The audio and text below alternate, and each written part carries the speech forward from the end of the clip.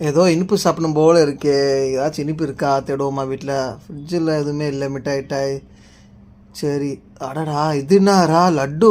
திருப்பதி லட்டு. ஏழுமலையா கோவிந்தா கோவிந்தா. திருப்பதி சாமியே தரிசனம் கொடுத்த மாதிரி இருந்துச்சுங்க. சொன்ன உடனே லட்டு இங்கே பிளேட்டில் கிடக்குங்க. சாப்பிட்டு பார்த்து ஒரு வாய் செம்மையாக இருக்குங்க லட்டு. ஆனால் லட்டுவை பார்க்கும்போது மனசு கேட்க இன்னொரு வாய் சாப்பிட்றோன்னு சொல்லி சார் இன்னொரு வாய் எடுத்து சாப்பிட்டேங்க. அதுவும் செம்ம டேஸ்ட்டுங்க. லட்டுன்னா லட்டுங்க. A1 குவாலிட்டியாக இருந்துச்சுங்க லட்டு.